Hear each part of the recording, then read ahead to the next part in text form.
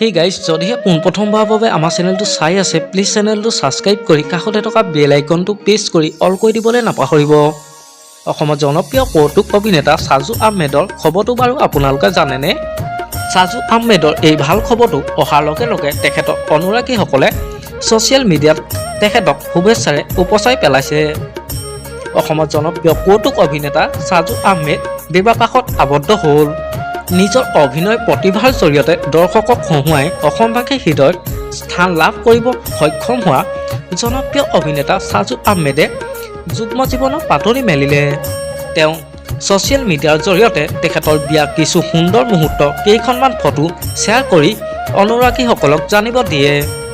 আপোনালোকে বাৰু খবৰটো পাই কেনেকুৱা পালে মোক এটা কমেণ্ট কৰি জনাবচোন।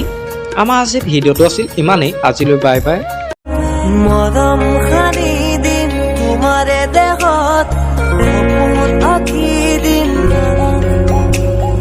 প্ৰতি পদকত, ইয়াৰে কোণত ভৈৰম তোমাৰে দিঠত।